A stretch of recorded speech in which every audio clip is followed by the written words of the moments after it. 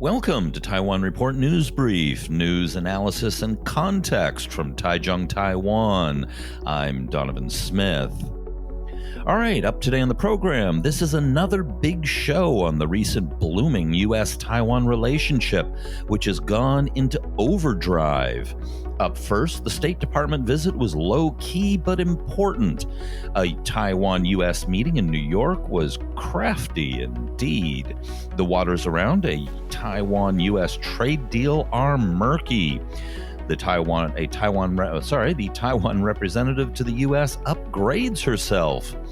A U.S. congressman proposes dropping one China and recognizing Taiwan diplomatically.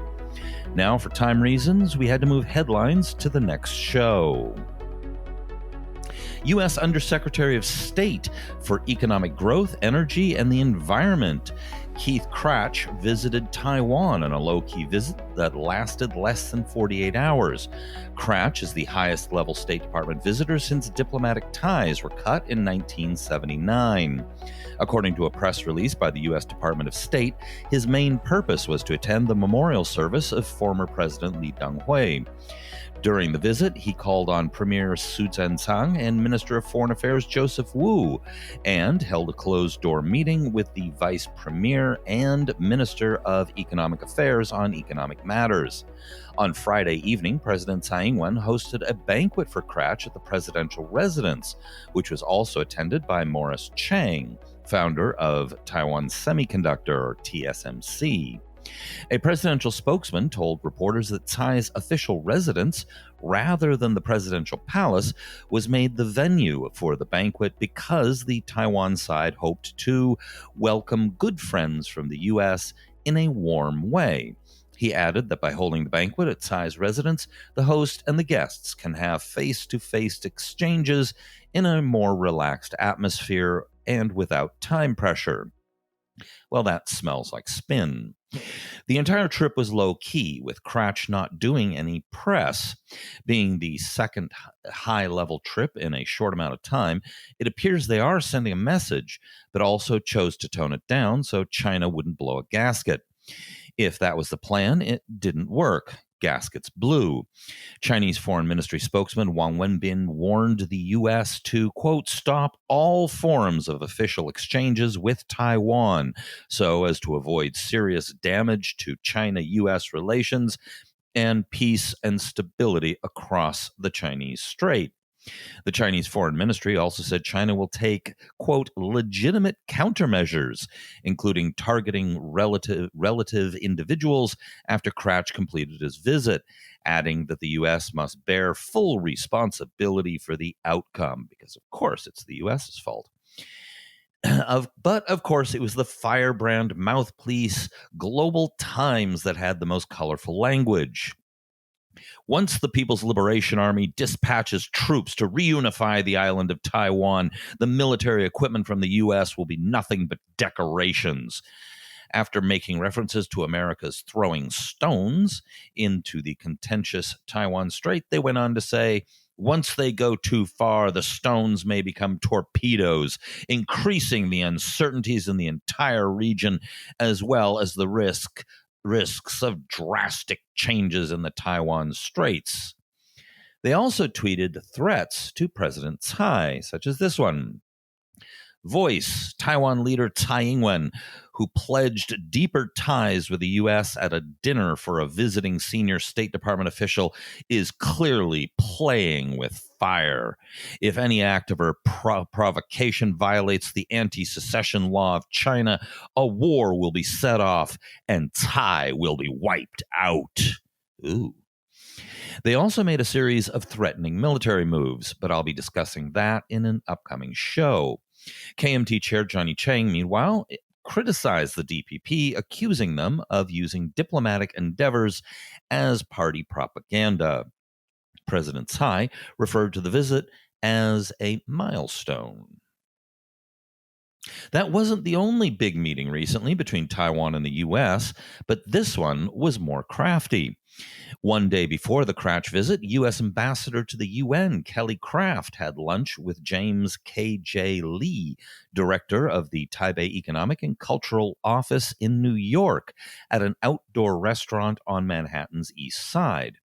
Craft was quoted in the Associated Press as saying, "I'm looking to do the right thing by my president, and I feel that he has sought to strengthen and deepen this bilateral relationship with Taiwan, and I want to continue that on behalf of the administration."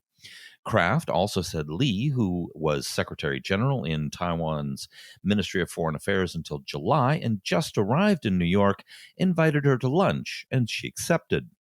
Quote, "It was a nice way for the host country to welcome him to New York and to hear about his family and his experience, and obviously his respect and admiration for the Chinese people, as well as the many, many innovations in technology that Taiwan has to offer the world." It is highly unlikely he expressed his respect and admiration for the Chinese people, which smells more like Kraft herself projecting the image of Taiwanese being ethnic Chinese on him. What is interesting about this meeting, aside from being first of its kind, is the stagecraft.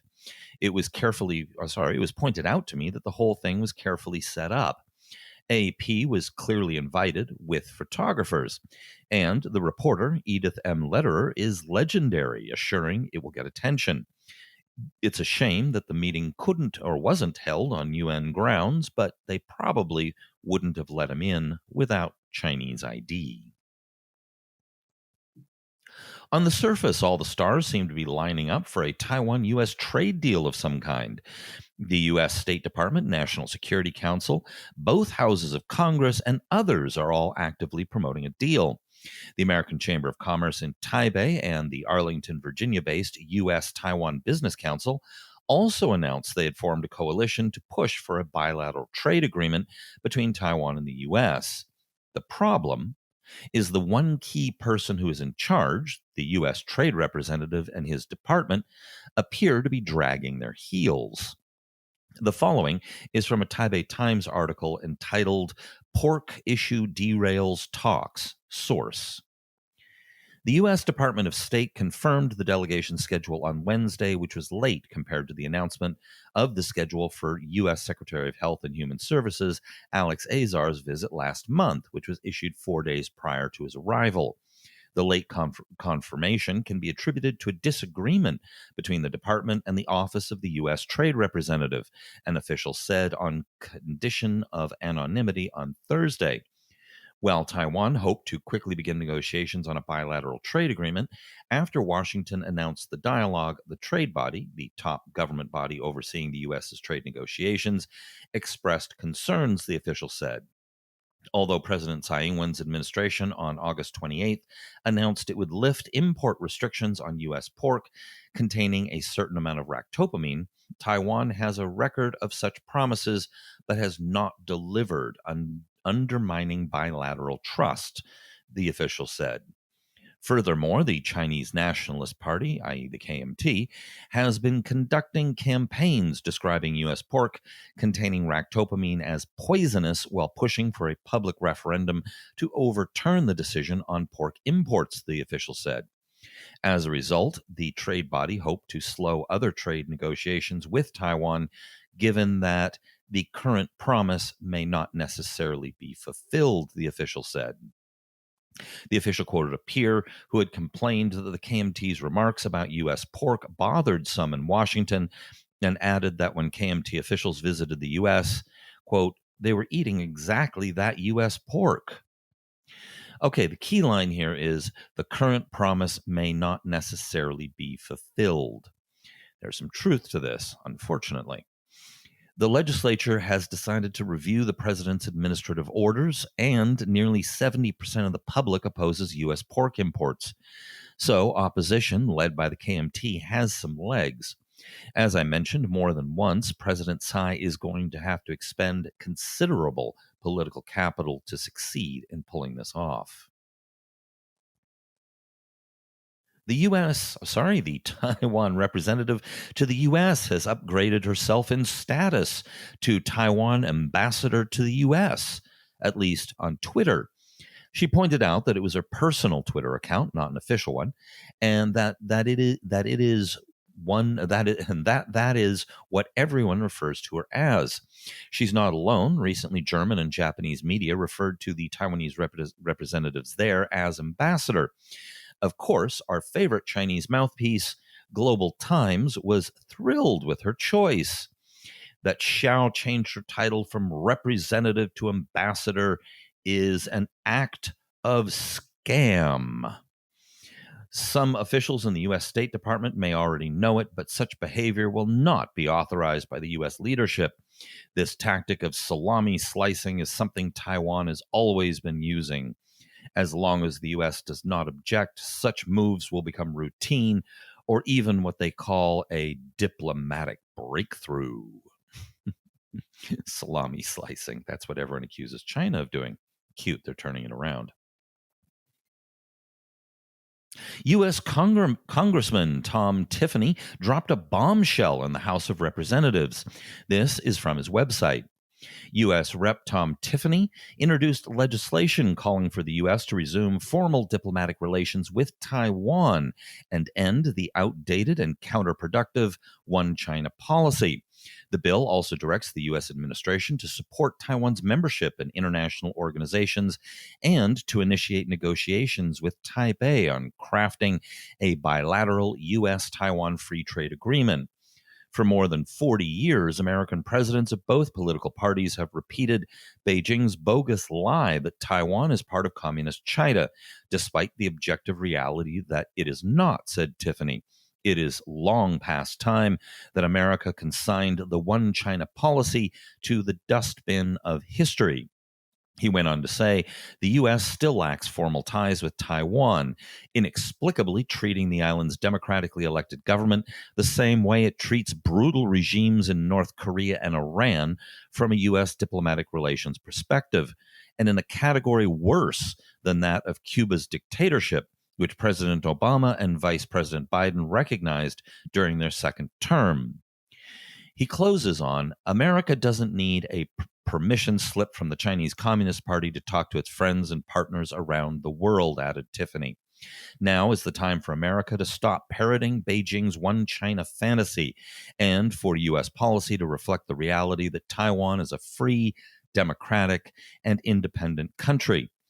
If the United Arab Emirates and Bahrain can normalize relations with Israel, certainly we can formalize our enduring friendship with Taiwan, Tiffany concluded. All right, this sounds great, but a few words of caution. First, this is a sense of Congress non-binding bill known as a concurrent resolution. Second, they are still looking for co-sponsors, and it is unlikely to move anywhere until a future House session. Then he's going to have to find someone willing to put forward something in the Senate, then get it passed by both houses, and finally signed by the president. That's a long uphill battle. However, the very longness of this path may be a good thing. Relations with China seem to be getting continuously worse, and the worse it gets, the more support this will get. Even if it doesn't go anywhere, however, it is quite a statement and gets people to ask the basic question: why are we kowtowing to the Chinese communist line in the face of the obvious reality that Taiwan is a friendly, democratic nation? However, Minister of Foreign Affairs Joseph Wu, in an interview with NPR, said, quote, "We are not seeking full diplomatic relations with the United States at this moment. But certainly, there's a lot of room for us to explore how to strengthen the relations between Taiwan and the United States. And we have been advocating that Taiwan and the United States should further strengthen the economic relations, trade relations, political relations, and even security relations." In short, the Tsai administration, as usual, is being cautious. The response from that journalistic bastion of mouthpiece excellence, Global Times, had, I thought, an interesting and illuminating response. The recent appeal of U.S. Congressman Tom Tiffany to establish UN-Taiwan diplomatic relations will never come true. Some anti-China politicians in the U.S., especially members of Congress, lack basic diplomatic and political knowledge about international affairs. Nobody, not even Trump, would dare to make such a decision because that would lead to the destruction of China-U.S. relations or even a continuing conflict between China and the U.S. It's a cost and a risk that no U.S. president or politician is willing to take. Well, I think they might actually be right on that in the short term, at least. They continue. After November's presidential election, quote, diplomatic interaction between the island of Taiwan and the U.S. is likely to be seen as routine on both sides. If Trump is reelected, the possibility of further escalation cannot be ruled out. If Democratic candidate Joe Biden wins, he might be more restrained.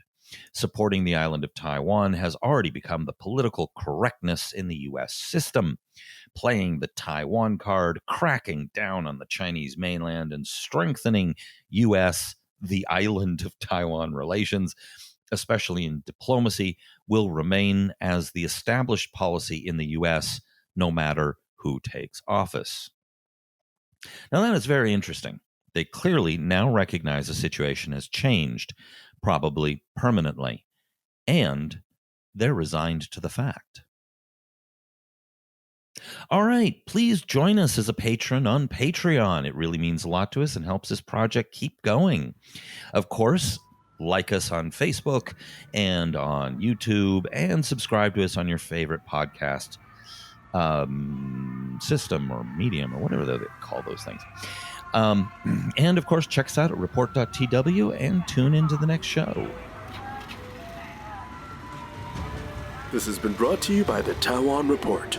For more content like this, become our patron at report.tw. 还有就是那个台湾狗啦，最喜欢我的台湾狗了。